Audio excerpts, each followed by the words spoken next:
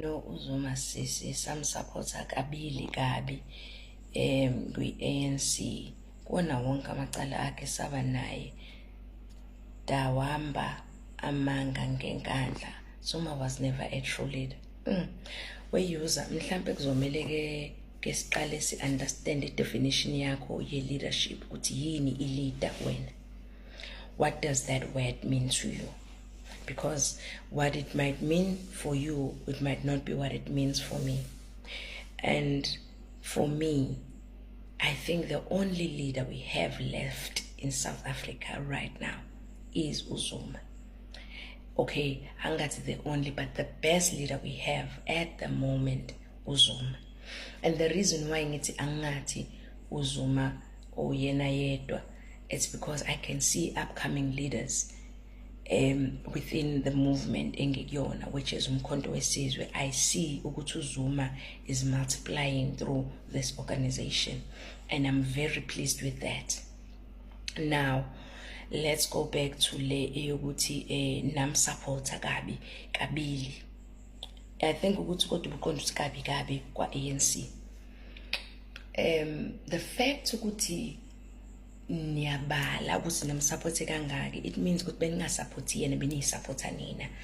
And iningi labantu kuyipolitiki into engiyifundayo ngepolitiki, because I'm not a politician, but I'm just learning a lot of things in ngepolitiki, and ngiyarealize ukuthi yazi kuyipolitiki abantu baba there for you when it benefits them.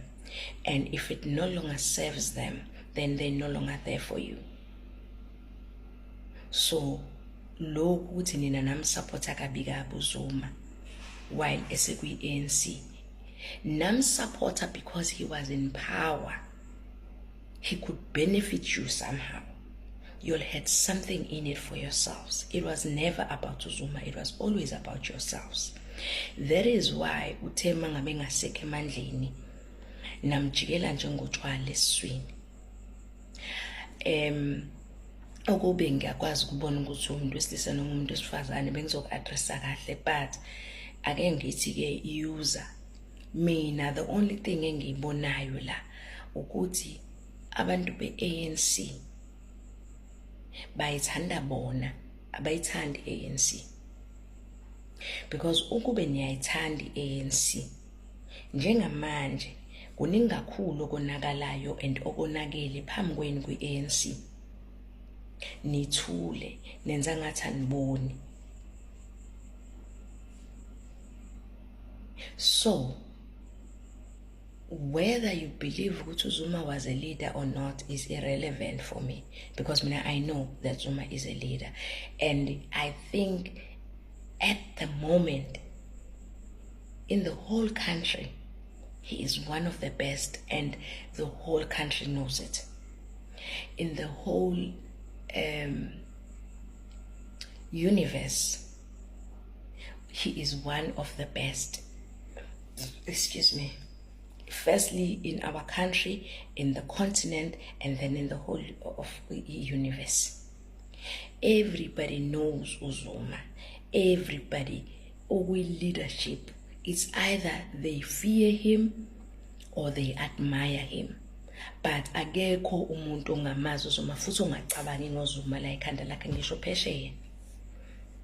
I have friends in America who are always calling and talking about uZuma and telling me ukuthi indaba zabo zibatshela ukuthi ngoZuma, and I'm actually the bridge between abantu base America abamnyama engibajwayele ne understanding of ubaba President uZuma, because I tell them my understanding of him, and I hope ukuthi they also do their own research and get to see the men that I see, the men that I am talking about, the men that I admire and aspire to be like one day. Now, I'm sorry if loko mhlambe kuzofika kambi kuwena. I do not mean any disrespect to you. Kepha, I think if kukuthi nawe you are a leader or you wish to be a leader, kubalulekile ukuthi umama umfundisi wami nobaba umfundisi wami engangisonta kubona kudala babevamise ukuthi-ke, if you want to have umntwana womfana, you need to be nice to kids so that you can attract God's blessings.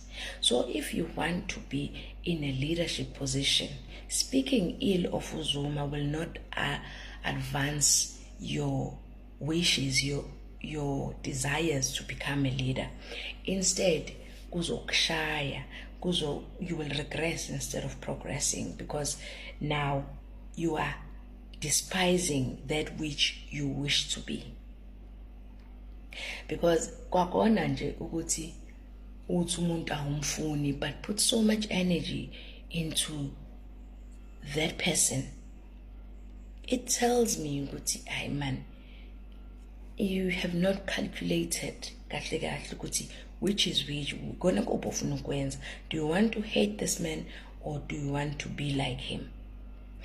Take that energy and focus on yourself and growing as a leader. When if uZuma you do not like him, it's okay.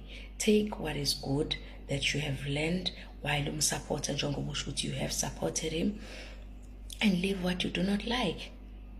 But do not put so much energy into trying to make us hate him, because you are not going to win. You need to understand ukuthi when it comes to uthando lukaZuma, nathi kasizenzi bakithi. Leyanto leyana, it's like angiyazi nami kuyichaza, into esuka ngaphakathi and ikhula njalo. Kahle kahle ukuba uZuma mhlambe ngangike ngasondela kuyena wazi wangiphakela ukudla, ngangiyothi ngifaka intando mina, because uthando lwethu ngoZuma luza mawala, libe likhulile, aliphezi. And every time you'll try to make us hate him, ilapho ngathi khona niyasibasela, niyasikhwezela, nifaka upetrol emlilweni, niyasibhebhethekisa. Mina ngiyinina bengizosale sengithula, ngivele ngithule ngoba vele noma ngingenzani lolu thando lungaphakathi kwethu ngoZuma akekho ngalenzani. Yabo? So rather mina kube benguwena, ngabe ngifocuse kulo muntu engimthandayo, ngikhuluma ngothando lwami ngalo muntu engimthandayo, rather than ukuthi ngikhulume and try to, angazi noma lokho bukuzama or buyikhulumela nje into esemoyeni engayindawo. But if kuukuthi buyikhulumela, oh well, ncese baba. But if kuukuthi you wish for me to understand where you are coming from, I think I can safely say, do not waste your breath. User, do not waste your breath, do not waste your data on me. Mina vele sekubhedile okwami ngakusalungiseki baba. uZuma nje ngimthanda ngiyafa, akukho futhi engakwenza, akukho engakwenza.